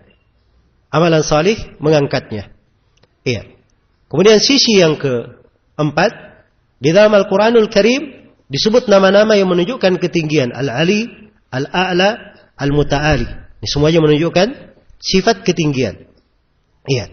Kemudian sisi yang kelima, malaikat Jibril turun dari langit. Ya, dikatakan nazala bihir ruhul amin. Ya, turun membawa Al-Quran ini ar-ruh al-amin, Jibril. Berarti turun dari mana? Dari atas ke bawah. Menunjukkan bahwa Allah Subhanahu wa taala ya, di atas langit. Nah, kemudian sisi yang keenam, Al-Quran itu sendiri ya disebut dalam banyak tempat diturunkan. Ya, tanzilul kitab. Ya, Al-Quran diturunkan, penurunan Al-Kitab. Jadi kata diturunkan itu dari mana? Turun itu dari atas ke bawah. Ini menunjukkan sifat ketinggian Allah Subhanahu wa taala. Iya. Dan juga di dalam Al-Quran Allah Subhanahu wa taala berfirman, "Aamintum man fis sama?" Apakah kalian merasa aman terhadap Allah yang berada di atas langit? Ini jelas ya. Sebab disebut fis sama. Kemudian dari dalil ketinggian di dalam Al-Quranul Karim disebut di 7 tempat. Disebut di 7 tempat sifat istiwa. Bahwa Allah beristiwa di atas arsy-Nya. Di antaranya firman Allah Subhanahu wa taala, Ar-Rahman 'alal arsy istawa. Ar-Rahman di atas arsy-Nya beristiwa. Ya, dan di 6 ayat yang lain, tsumma istawa 'alal arsy. Kemudian Allah beristiwa di atas arsy. Dan istiwa adalah sifat ketinggian. Di antara dari sifat apa? Dari sifat ketinggian. Iya. Baik, walaupun beda ya antara sifat istiwa dan sifat apa? Al-ulu. Iya. Istiwa betul mengandung makna apa? Ketinggian. Tapi ada perbedaannya. Kalau al-ulu itu adalah sifat dat, sifat datiyah. Kalau istiwa itu sifat fi'liyah. Masuk ke dalam sifat fi'liyah. Kalau ulu sifatnya mutlak, ketinggian mutlak. Iya. Tapi kalau istiwa itu adalah ketinggian sifatnya apa? Khas, dalam bentuk khusus. Iya, dalam bentuk khusus. Baik, maka ini perbedaan antara apa? Antara al-ulu dan istiwa. Nah, kemudian di antara dalil juga, ya, yang menunjukkan tentang ketinggian Allah Subhanahu wa taala, apa yang Allah Subhanahu wa taala terangkan dalam Al-Qur'an? Ya, tentang kisah Firaun. Ya. Firaun memerintah kepada perdana menterinya Haman untuk bikin apa? Bikin istana. Ya. Ya Haman, ij'al li sarhan. Ya. Buatlah untukku sarh, istana. La'alli attali'a ila sama. Apa la'alli attali'a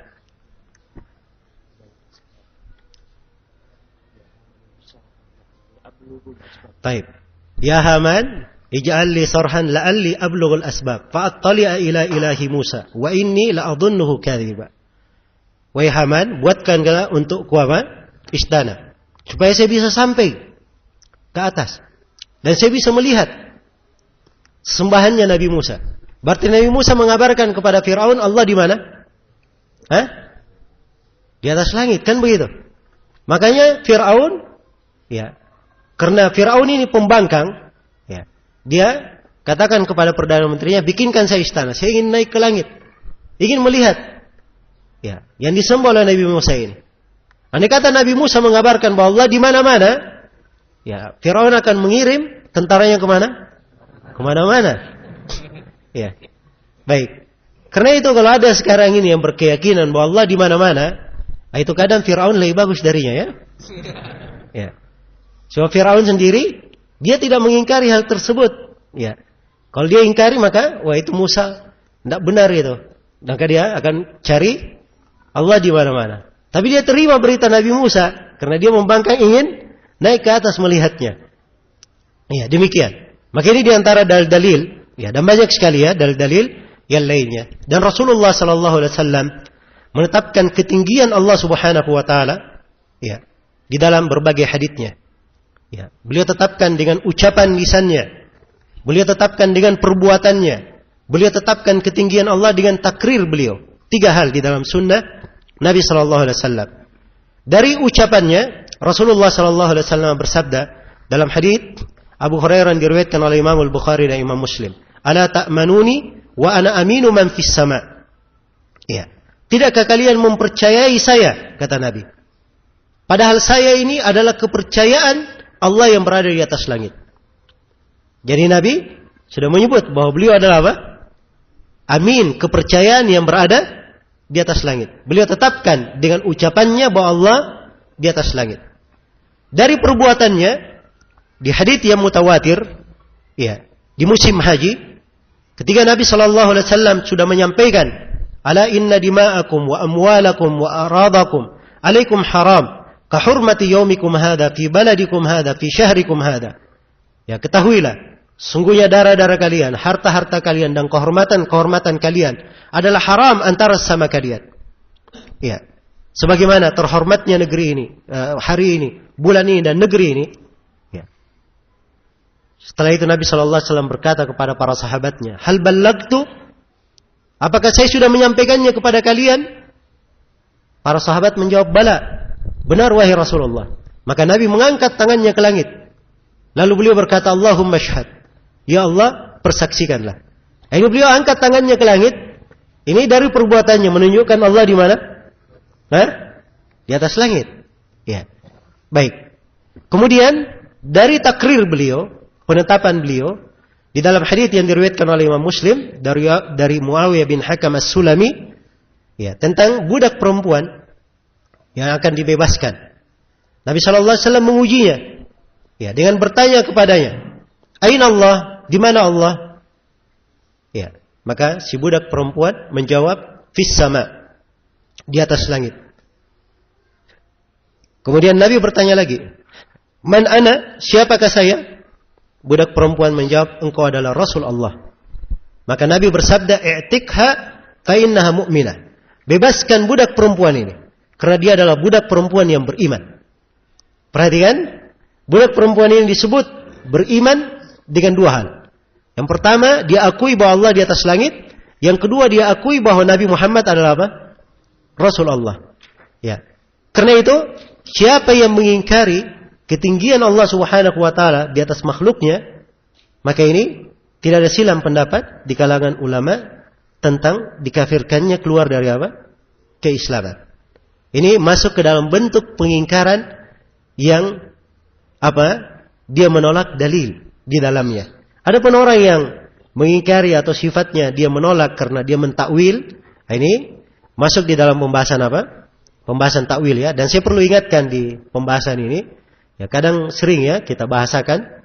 Siapa yang mengingkari ini, maka ini hukumnya kafir. Siapa yang mengingkari ini, maka hukumnya kafir. Siapa yang mengatakan Al-Quran itu makhluk, hukumnya kafir. Siapa yang mengingkari Allah dilihat pada hari kiamat, hukumnya kafir. Ya, ini hukum umum namanya. Jelas ya? Jangan diterapkan pada orang per orang. Sebab pada orang per orang belum tentu dia dikafirkan. Mungkin dia jahil, ya mungkin ada syubhat di kepalanya takwil. Ya, jelas ya? Ada takwil atau mungkin saja ada alasan-alasan lain yang menghalangi dia untuk tidak dikafirkan. Jadi di kaidah umum ya, di dalam memahami ucapan-ucapan para ulama ya, berkaitan dengan ketentuan-ketentuan pengingkaran di dalam pembahasan akidah. Baik. Jadi Nabi sallallahu alaihi wasallam menetapkan ketinggian Allah Subhanahu wa taala dari ucapannya, dari perbuatannya dan dari penetapan beliau sallallahu alaihi wasallam. Iya. Karena itu dari akidah yang sangat batil ya, di masa ini adalah keyakinan bahwa Allah Subhanahu wa taala apa? Di mana-mana. Iya. Meyakini bahwa Allah di mana-mana. Dan ini adalah keyakinan yang rusak. Kalau Allah di mana-mana, berarti Allah itu banyak. Kan begitu? Iya. Di mana-mana kan artinya banyak. Ada di kanan, di kiri, ya, di atas, di bawah, betapa banyaknya. Ya. Dan dari kebatilan akidah ini, kalau dikatakan di mana-mana, berarti naudzubillah ada di tempat-tempat yang tidak terpuji, di tempat-tempat yang kotor. Ya, dan maha suci Allah disifatkan di hal tersebut. Iya. Baik. Ini dari sisi pendalilan secara akal dan fitrah manusia semuanya menolak Allah itu di mana-mana. Apalagi dari sisi dalil-dalil yang telah kita uraikan bahwa Allah Subhanahu wa taala berada di atas langit. Iya. Karena itu penulis di sini menegaskan alin ala arsyihi. Allah maha tinggi di atas arsy-Nya. Allah maha tinggi di atas apa? Di atas arsy-Nya. Iya. Baik, saya kira ini cukup ya untuk pembahasan sifat al-ulu. Sifat ketinggian Allah Subhanahu wa ta'ala. Dan perlu diketahui bahwa al-ulu, ketinggian Allah itu dibagi oleh para ulama menjadi 3. Yang pertama ada ulu al-qahar. Iya. Dan yang kedua ada ulu al-qadar. Dan yang ketiga ada ulu ad-dzat. Ulu ad-dzat. Ya. Sifat al-ulu yang pertama adalah ulu dari sisi penaklukan, kekuasaan. Allah maha tinggi dalam kekuasaannya, penaklukannya. Tidak ada yang mengalahkannya. Tidak ada yang keluar dari kekuasaan dan kehendaknya. Iya. Nah, kemudian ulu yang kedua adalah ulu al-qadar. Maha tinggi kemampuannya. Allah maha mampu melakukan segala sesuatu. Ya, tidak ada yang membuatnya lemah. Ya. Tidak ada yang bisa mengalahkannya. Allah maha mampu melakukan segala sesuatu. Kemudian ulu yang ketiga, ya, ulu yang ketiga adalah ulu dzat. Dzat Allah maha tinggi. Ya, yaitu beristiwa di atas arsy-Nya, berada di atas langit. Ini ulu adzat. Ya, 3 jenis ulu. Siapa yang menetapkannya, maka insyaallah taala dia adalah seorang yang mengenal sunnah dengan benar. Dan ahlul bidah secara umum, mereka tidak mengingkari ulu al-qahar dan ulu al-qadar. Ya, penyimpangan ahlul bidah itu di ulu apa?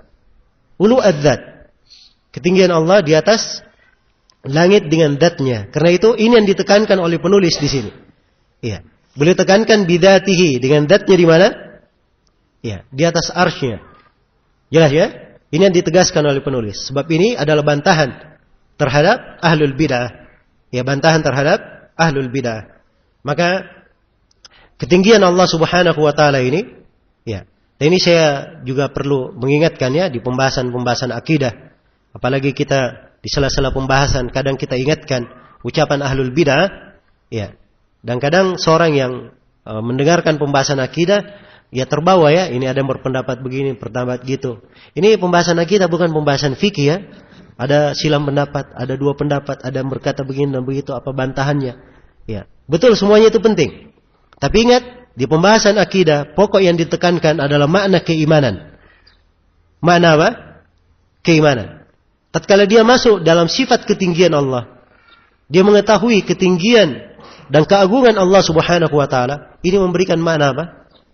Keimanan yang kuat di dalam dirinya. Nah, ini yang hendaknya dijaga ya di dalam pembahasan akidah. Ya, karena itu kalau dia keluar dari jalur ini, kadang di sela-sela pembahasan akidah nanti syaitan akan mendatanginya. Oh, berarti kalau Ustaz terangkan begitu, berarti begini dan begitu. Ya, dikasih hayalan ke pembahasan apa? Ke pembahasan lain. Ya. Kalau Allah Subhanahu wa taala beristiwa di atas arsy-Nya, oh berarti istiwa itu duduk. Ya, berarti duduk bisa baring-baring. Berarti bisa ini, bisa itu. Ah, dimasukin oleh syaitan apa? Hal-hal yang dengannya ya, dia menyimpang dari pembahasan. Dan ini akan keluar dari jalur keimanan sudah. Sebab keimanan adalah sami'na wa ata'na. Kami mendengar dan apa? Taat. Ya. Dan seorang jangan masuk di dalam hal yang tidak ada pengabaran tentang itu. Sebab ini perkara gaib. Karena itu tadi kaidah pokok di pembahasan sifat, diputus segala ketamakan. Untuk bertanya, untuk mengetahui pada hal-hal yang merupakan apa? Sifat-sifat Allah Subhanahu wa taala. Apa saja muncul pertanyaan, langsung putus. Jangan keluarkan pertanyaan tersebut. Iya, dan jangan ditanyakan. Dia biasakan dirinya dengan mendengar, taat, sami'na wa ata'na, dia yakini apa yang datang dari Al-Qur'an dan hadits Rasulullah sallallahu alaihi wasallam. Ini adalah jalan kaum mukminin. Jalan kaum mukminin. Adapun banyak bertanya, ya, mencari apa sebab, mencari apa ilahnya, ini adalah penyakit yang masuk di tengah umat.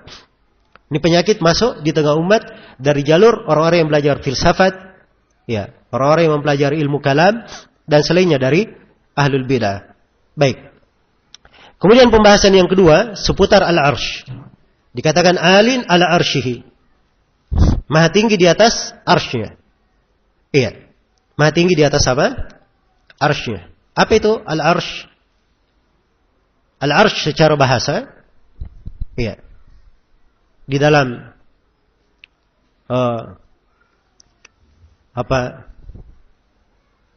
Mu'jam Ibn Faris dikatakan bahwa al-arsh itu akarnya, asalnya dari sesuatu yang tinggi yang terbangun. Iya, itu dari akar peletakannya secara bahasa. Dari situ dikatakan, ya, Sarirul Malik disebut arsh. Sarir al-Malik. Ranjang raja disebut apa? Arsh. Demikian pula dikatakan Saqful Bait. Saqful Bait, ya, atap rumah disebut juga apa? Arsh. Ini secara bahasa. Ya. Jadi arsh adalah tempat yang tinggi. Tempat yang tinggi. Iya. Dan maknanya dikembalikan ke situ. Ya. Jadi arsh adalah dimaklumi secara bahasa, dia adalah Sarirul Malik atau dikatakan sebagai Saqful Bait, itu makna al-arsh. Nah, dan makna ini adalah makna yang jelas. Ya. Hal yang terang di penafsiran al-arsh akan saya sebutkan nanti dari sifat-sifat al-arsh itu. Baik. Arsh ini adalah makhluk dari makhluk-makhluk Allah Subhanahu wa taala. Iya. Karena Allah berfirman di dalam Al-Quran, wa huwa rabbul arshil azim. Dan Allah adalah Rabb arsh yang agung. Berarti Allah yang mencipta al-arsh. Iya. Maka arsh adalah makhluk. Arsh adalah apa? Makhluk. Dan masuk di dalam keumuman ayat, khaliqu kulli syai'. Allah menciptakan segala sesuatu. Iya. Apa yang selain Allah Subhanahu wa taala, ya, zatnya, nama-nama dan sifatnya, maka itu disebut sebagai makhluknya. Allah yang menciptakannya. Allah yang menciptakannya. Maka arsy ini dari makhluk Allah Subhanahu wa taala. Iya. Dan dia adalah makhluk dari makhluk yang paling besar. Dari makhluk yang paling apa? Paling besar. Iya. Karena itu di dalam Al-Qur'an al-arsy disebutkan dengan 3 sifat. Pertama, al-azim. Ya. Al-arsh al-azim. Ini ada di beberapa ayat. Al-azim bermana yang sangat besar, sangat luas. Iya. Sebutkan kebesaran dan keluasannya. Nah, dan dimaklumi kebesaran arsy itu, luasnya. Sampai disebutkan di dalam hadis, iya. Rasulullah sallallahu alaihi wasallam bersabda, "Mas-samawatus sab'a." Ya. Tidaklah langit yang 7 itu dibanding dengan kursi, ya, kecuali seperti gelang yang dilempar di tengah padang pasir yang luas. Ya. Ini perbandingan antara langit yang 7 dengan kursi. Ya, baru kursi ya. Ya. Kursi ini bukan arsy. Jelas ya? Kursi, ya. Penafsiran yang dikenal di kalangan as-salaf itu adalah penafsiran Ibnu Abbas. Ya. Diriwayatkan dari Ibnu Abbas oleh Ibnu Abi Syaibah di dalam kitab Al-Arsh, dan diriwayatkan pula dari Ibnu Abbas oleh para a'immah yang lainnya. Ibnu Abbas menafsirkan kursi sebagai maudhi' qadamain lirrahman, adalah tempat kedua kaki Allah Subhanahu wa taala. Jelas ya? Kursi ini, ya, kalau dibandingkan dengan langit dan bumi, dibandingkan dengan langit yang 7, itu perbandingannya seperti gelang. Langit yang 7 dibanding kursi seperti gelang dilempar di tengah padang pasir yang sangat luas. Kira-kira gelang ini bagaimana?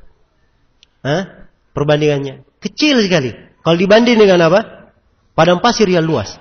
Ini perbandingan langit yang 7 dibanding kursi. Kalau perbandingan kursi dibanding dengan arsy, seperti itu juga. Seperti itu juga. Berarti al-arsy lebih agung dan lebih besar lagi. Iya. Dan ini kalau dipahami oleh seorang hamba, akan tertanam di dalam dirinya keagungan Rabb-nya yang memiliki makhluk-makhluk yang besar seperti itu. Jelas ya? Nah, ini makna keimanan yang dipetik. Tidak usah berpikir kepada hal-hal yang lain. Ya, kok begini, kalau begitu begini dan begini. Itu diputus semuanya ya. Sebab seorang kalau masuk, dia ikuti hal-hal yang seperti itu, dia tidak akan memetik keimanan nanti di dalam pembahasan-pembahasan yang indah ini. Nah, ini cara seorang mempelajari akidah. Iya. Ini pintu gaib. Kita tidak boleh masuk di dalamnya kecuali apa yang dikabarkan oleh Allah Subhanahu wa taala dan Rasulullah sallallahu alaihi wasallam. Sifat yang kedua dalam Al-Qur'an, Al-Arsh disifatkan dengan Al-Karim. Disifatkan dengan apa? Al-Karim. Iya. Maha mulia. Iya. Disifatkan dengan kemuliaan. Baik. Kemudian sifat yang ketiga, Al-Arsh disifatkan dengan Al-Majid. Iya. Disifatkan dengan Al-Majid. Nah, Al-Arshul Majid ya di surah apa? Di surah Al-Buruj. Tapi Al-Majid kalau dibacaan kita, Dzul Arshil Majid, yang maha memiliki Arsh Al-Majid. Kalau dibacaan kita Al-Majidu, berarti Al-Majidu adalah nama Allah. Tapi dibacaan Al-Kisai dan Hamzah itu dibaca Al-Majidi. Ya, berarti Arsh adalah sifat untuk Al-Majid, adalah sifat untuk apa? Untuk Arsh. Ya, maka di atas bacaan ini dia disifatkan dengan Al-Majid.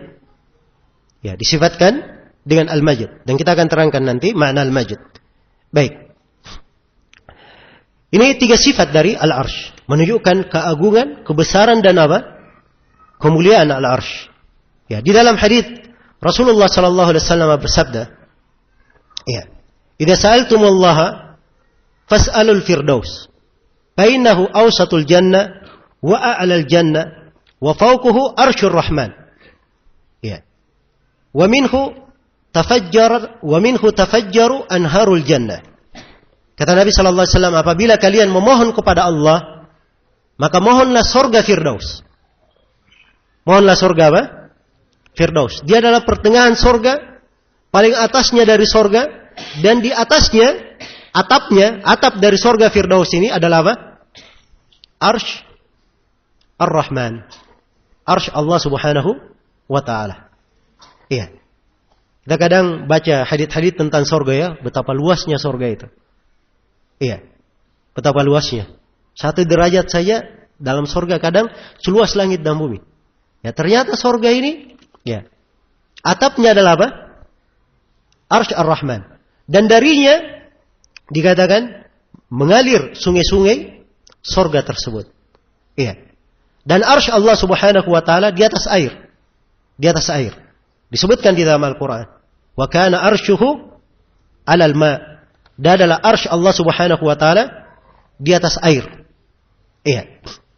Ini yang sampai kepada kita dari ayat dan wajib untuk apa? Kita imani.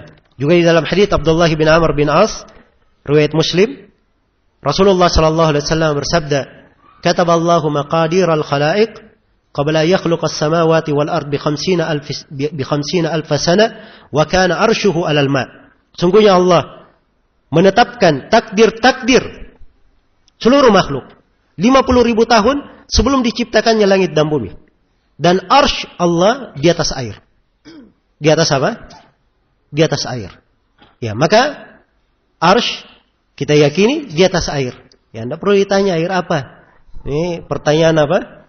Ya, kadang ada yang datang bertanya, airnya air apa, Ustaz? Ya, air asin atau air tawar? Ya. Ini pertanyaan bukan pada tempatnya. Jangan masuk ya dalam pembahasan-pembahasan gaib, sesuatu yang seorang tidak diberi ilmu tentangnya. Baik, dia tunduk saja, dia dengarkan ayat-ayat, hadits-hadits Rasulullah sallallahu alaihi wasallam. Ya, dan dengan itu dia memetik mana-mana keimanan, mengagungkan Rabb-Nya Jalla wa Ala. Baik. Iya. Kemudian arsy ini dari pembahasannya juga, ya, dia dipikul oleh 8 malaikat. Wa yahmilu arsya rabbika fawqahum yawma idzin thamaniya. Dan pada hari itu arsy Allah Subhanahu wa taala dipikul oleh berapa? 8 malaikat. Ya, walaupun ada pembahasan ya dari sisi berapa yang memikulnya, apakah 4 atau 8, sebab di situ dikatakan pada hari itu. Ya, pada hari kiamat. Bagaimana pada selain hari kiamat? Ya. Apakah 8 atau ada yang lainnya? Memang ada riwayat-riwayat dalam hal ini, tapi itu riwayat-riwayat ya, dilihat kepada keabsahannya ya. Harus dilihat pada keabsahannya. Nah, ya memang dulu ada sebagian guru yang kami belajar, beliau menerangkan bahwa beliau kuatkan yang memikul sekarang 4 orang. Nanti pada hari kiamat menjadi apa? Jadi 8. 4 malaikat yang memikul sekarang nanti pada hari kiamat menjadi 8. Ya, cuma belakangan ini saya lihat bahwa sebagian dari hadits itu perlu dibahas lebih rinci berkaitan dengan derajat haditsnya. Ya, wallahu taala alam. Baik. Jadi di dalam arsy ini dia adalah makhluk yang sangat agung, sangat besar. Ya. Bahkan sebagian ulama menganggap bahwa dia adalah termasuk makhluk yang pertama dicipta. Makhluk yang pertama dicipta. Ya, kalau masuk di dalam pembahasan ini nanti akan muncul pembahasan yang lainnya. Mana makhluk yang pertama? Arsy dahulu atau pena dahulu yang menulis takdir? Ya. Sebab dalam hadits Ubadah bin Samit, riwayat Imam Ahmad dan selainnya, dikatakan awwala ma khalaqallahu al-qalama faqala lahu uktub. Ya. Awal yang dicipta oleh Allah adalah pena. Maka dikatakan kepadanya tulislah. Maka si pena berkata, "Wa madza aktub?" "Wa ma aktub?" Dan apa yang saya tulis? Maka Allah berfirman, "Uktub bima huwa kain ila yaumil qiyamah." Tulislah apa yang akan terjadi hingga hari kiamat. Maka si pena pun menulis segala takdir yang terjadi. Iya. Karena itu ada 2 pendapat di kalangan ulama tentang makhluk yang paling pertama. Apakah pena dahulu ataukah arsy dahulu? Iya. Arsy dahulu. Ini 2 pendapat. 2 pendapat. Ya. Kata Ibnu Al-Qayyim rahimahullahu taala dalam nuniyahnya, "Wan nasu mukhtalifuna fil qalami alladhi kutiba al-qada'u bihi min ad-dayyani." Iya. Kutiba al-qada'u bihi min ad-dayyani. Hal huwa qabla al-arshi? Hal kana qabla al-arshi am huwa ba'dahu? Hal kana qabla al-arshi aw huwa ba'dahu? Qaulani inda Abil Alal Hamadani. Iya. Kata Ibnu Al-Qayyim, manusia berselisih pendapat tentang pena yang takdir itu ditulis dengannya. Apakah pena ini lebih dahulu sebelum arsy? Iya. Apakah pena ini sudah ada sebelum arsy? Atau pena ini setelah arsy? Ini 2 pendapat. Disebutkan oleh Abul Ala Al-Hamadani. Abul Ala Al-Hamadani. Jelas ya? Ini 2 pendapat. Dan memang pendapat jumhur ulama, mereka mengatakan bahwa arsy lebih dahulu. Ya, arsy lebih dahulu. Nah, Dan ini pendapat yang dikuatkan oleh Ibnul Qayyim juga. Karena itu Ibnul Qayyim dalam kelanjutan bait syairnya, beliau berkata, wal haqqu annal arsya qablahu li'annahu wal haqqu annal arsya qablu li'annahu qabla al-kitabati kana da arkani. Kata beliau, yang benarnya bahwa arsy itu sebelum pena. Karena sebelum penulisan takdir, arsy itu sudah ada, sudah berdiri tegak dengan rukun-rukunnya. Iya. Karena itu dalam hadits Abdullah bin Amr bin As diterangkan bahwa takdir makhluk sudah dicipta 50.000 tahun sebelum diciptakannya apa? Takdir makhluk sudah ditulis sebelum diciptakannya langit dan bumi. 50.000 tahun sebelum diciptakannya langit dan bumi. Dan diterangkan bahwa arsy sudah berada di atas air. Berarti arsy apa? Arsy itu duluan. Ya, dan ini insyaallah taala pendapat yang lebih dekat ya. Yang lebih kuat bahwa arsy, dan ini pendapat kebanyakan ulama, bahwa arsy itu lebih dahulu dari apa? Dari pena. Sisa ada yang bertanya, loh bagaimana dengan hadits Ubadah bin Samit? Awwala ma khalaqallahu al-qalam. Maka saya dari tadi membacanya apa? Awwala ma khalaqallahu al-qalama. Saya tidak baca awalu. Ya, kalau saya baca awalu lain maknanya. Itu artinya saya kuatkan pendapat yang mengatakan pena. Jelas ya? Ya. Kalau dia kuatkan pena yang dahulu, maka hadits dibaca apa? Awwalu ma khalaqallahu al-qalamu. Begitu bacanya. Iya. Tapi kalau dia kuatkan pendapat jumhur bahwa arsy dahulu, maka hadits harus dibaca awwala ma khalaqallahu al-qalama. Yang artinya ketika Allah menciptakan, jadi awal di situ bermakna ketiga. Allah menciptakan pena, Allah berfirman kepadanya. Tapi kalau dikuatkan pemahaman pendapat yang mengatakan pena dahulu, dia baca awwalu, maka awal yang dicipta adalah apa? Adalah pena. Iya. Perhatikan ya bagaimana kedetailan. Ya, dalam membaca riwayat saja ada bacaannya. Salah baca, salah apa? Salah arti dan maknanya. Ya, dan itulah ilmu. Ya, ada kedetailan harus diambil. Ya, dan dipelajari. Baik. Jadi kesimpulan berkaitan dengan al-arsy, tentang yang mana yang dahulu antara al-arsy dan pena. Dan arsy disifatkan dengan sifat-sifat yang lain. Iya. Dia adalah makhluk yang paling berat timbangannya. Karena itu Rasulullah sallallahu alaihi wasallam di doa yang beliau ajarkan di pagi hari, ya, subhanahu apa? Subhanallahi wa bihamdihi adada khalqihi wa ridha nafsihi wa zinata arsyihi wa midada kalimatihi. Maha suci Allah, ya, dan segala puji hanya untuknya, ya. Adada khalqihi, sejumlah makhluknya, wa midada kalimatihi, dan sejumlah tinta-tinta kalimatnya, wa zinata arsyihi, dan seberat timbangan apa? Arsy-nya. Ya, maka dia adalah, kata Syekhul Islam Ibnu Taimiyah, arsy adalah makhluk yang terberat. Makhluk yang apa? Terberat.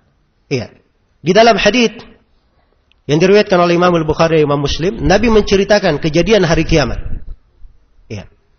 Beliau berkata bahwa saya adalah orang yang pertama kali terjaga, bangkit pada hari kiamat. Dan saya telah melihat Nabi Musa berpegang di qa'imah min qawaimil arsy. Dia berpegang dengan apa? Qa'imah min qawaimil arsy. Ya, dan ini penetapan bahwa arsy memiliki apa? Qawaim. Qa'imah itu dimaklumi ya, baratnya anggaplah ranjang atau kursi, ya, tiang-tiang yang menyangganya itu disebut apa? Disebut qa'imah. Dan Nabi Musa berpegang di sebuah qa'imah dari qawaim al-arsy. Ini ditetapkan. Dan ketika Sa'ad bin Ubadah meninggal, ya, Rasulullah sallallahu alaihi wasallam bersabda bahwa arsy Allah bergetar karena meninggalnya apa? Sa'ad bin Ubadah. Dan ini dari keutamaan beliau radhiyallahu taala anhu. Dan ini semuanya dari perkara-perkara yang diberitakan oleh Nabi sallallahu alaihi wasallam berkaitan dengan sifat, ya, al-arsy, ya, wajib kita imani. Baik. Saya kira cukup ya untuk kadar ini pembahasan seputar al-arsy. Dan di sini penulis membahasakan alin ala arsyihi, maha tinggi di atas arsy-nya. Ya, ini kalimat al-ulu lebih luas ya dari kalimat apa? Istiwa. Ya, padahal di dalam Al-Qur'an ada 7 tempat disebutkan istiwa, Allah beristiwa di atas arsy-nya, di 7 tempat di dalam Al-Qur'anul Karim. Iya. Baik. Maka kalau ditetapkan dengan makna istiwa, itu tentunya lebih apa? Lebih dekat.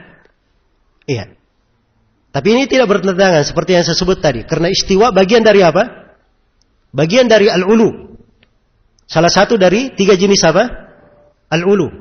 Allah beristiwa di atas arsy-Nya. Artinya alin ala arsy. Maha tinggi di atas arsy-Nya. Iya. Dan istiwa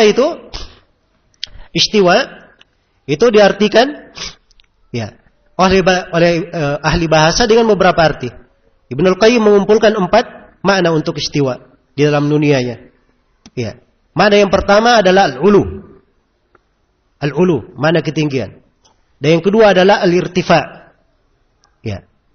Ini juga bermakna ketinggian ya, yang di atas, irtifa. Dan makna yang ketiga adalah sa'ud. Ya. Dikatakan ma sa'ada ala syai' kalau dia adalah yang paling atasnya di sesuatu, paling atasnya. Kemudian makna yang keempat adalah istiqrar. Tetap. Iya. Hal yang tetap. Ini 4 makna istiwa. 4 makna istiwa secara bahasa. Iya. Disebut oleh Ibnul Qayyim. Yang masyhurnya, makna yang pertama dan kedua itu yang masyhurnya. Yang paling banyak disebut oleh ahli bahasa. Ya, maka beristiwa kalau kita terjemahkan, ya, ini sulit ya diterjemahkan dalam bahasa apa? Bahasa Indonesia. Iya. Kadang kita dapatkan di sebagian cetakan Al-Quran dibahasakan apa? Bersemayam di atas arsy-Nya. Ya, bersemayam itu ya kalimat kalau dilihat di kamus bahasa Indonesia ada makna apa? Ada makna duduk. Ya.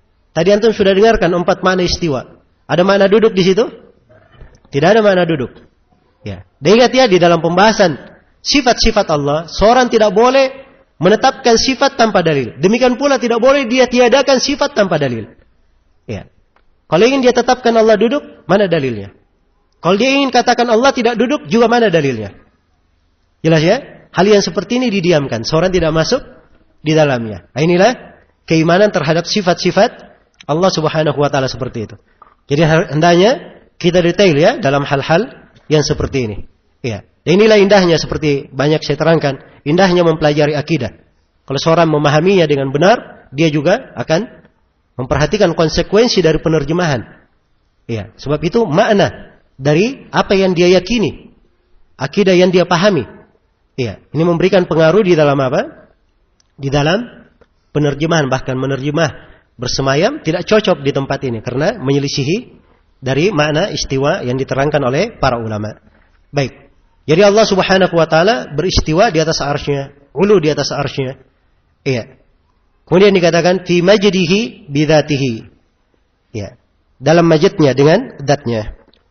Baik, ini tentang al-majd, dzat dan seterusnya. Dan insyaallah taala kita akan bahas di sesi berikutnya. 15 menit lagi, masuk jam 12 kita siap-siap untuk salat zuhur ya.